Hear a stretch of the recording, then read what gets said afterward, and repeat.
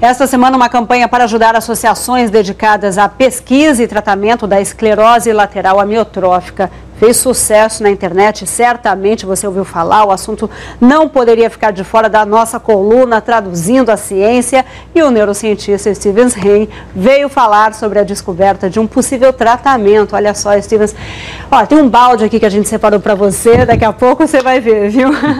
Nós já falamos aqui da doença, uma doença que não tem cura, com expectativa de vida muito baixa, mas também é muito rara, precisa ressaltar isso, né? Sim, uma doença rara, cuja expectativa de vida é de até 5 anos para a maioria dos pacientes, logo após o início dos primeiros sintomas.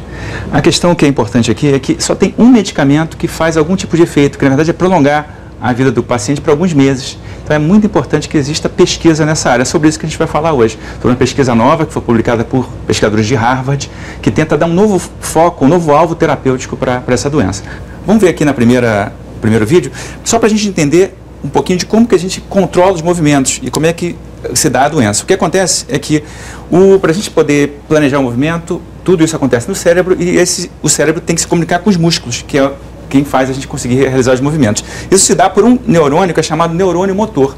E é justamente esse neurônio motor que é quem morre progressivamente ao longo da doença. Então, com isso, a pessoa, por mais que ela consiga pensar no movimento, ela não consegue realizar, porque ela não consegue movimentar os músculos. Agora, por que ele morre? Por que os neurônios começam a morrer? Então, isso era uma grande questão já de muitos anos. O que se sabe é que, além das células desses neurônios motores, que sempre foram o foco principal do estudo dessa doença, existem outras células no cérebro. Vamos ver o próximo vídeo, por favor. Uma dessas células que está no cérebro aqui, como se fosse essa floresta, na verdade é o cérebro, e o que essas células que estão pulando aqui são esse tipo de célula que tem um nome esquisito, chama microglia. E essa célula é como se fosse uma grande guardiã do sistema nervoso. Ela protege o sistema nervoso, ela evita a invasão de micro-organismos. Só que o que acontece, que foi descoberto agora por esses pesquisadores de Harvard, é que, além dela ter uma função benéfica, óbvia, na doença, na esclerose lateral amiotrófica, ela meio que muda de lado, ela vira vilã. E o que eles fizeram foi o seguinte: eles conseguiram criar em laboratório neurônios, aqueles neurônios motores, e colocaram próximos às células da microglia que seriam equivalentes a de um paciente doente. E a célula da microglia matou esse neurônio motor. Ou seja, você engana essa célula e daí você consegue evitar que elas ataquem o neurônio que acaba paralisando a pessoa. Essa é a proposta desse medicamento que eles estão apresentando. Mas o que ela faz é justamente isso, ela inverte a posição dela, se confunde, entre aspas, e acaba matando esse neurônio. Vamos olhar aqui como é que foi feito o experimento.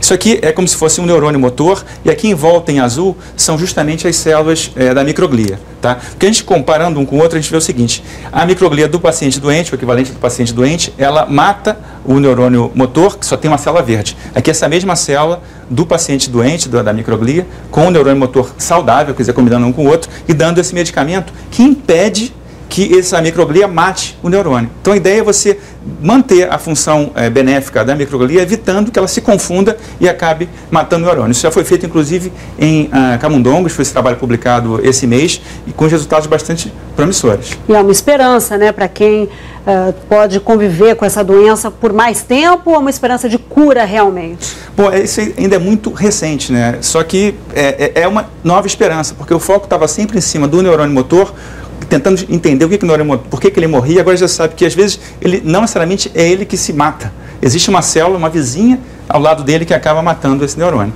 O que a gente vai ver no próximo é só para lembrar que eu acho que é um momento de grande expectativa na comunidade científica e para a sociedade em geral, porque a gente conseguiu avançar muito na ciência nos últimos anos. Hoje em dia a gente consegue pegar com um pedacinho da pele e criar esses neurônios motores. Então você pode, por exemplo, pegar uma célula de um paciente, um pedacinho de pele, criar neurônios motores como se fosse avatares desse paciente, colocar depois numa outra máquina e testar milhões de combinações de medicamentos. Coisa essa que é impossível se você pensar num único paciente. Então é um momento de grande expectativa. A questão é o seguinte: para a gente poder fazer isso é preciso de dinheiro. Tá? Vamos ver no próximo agora aquela história do desafio do balde de gelo. Né? A gente sabe que a maior parte desses recursos vem do governo, isso no mundo inteiro, mas também vem de associações de pacientes. O criador do Facebook aí, já entrando no desafio do balde. Isso, ele depois desafiou o Bill Gates e por aí vai. Né?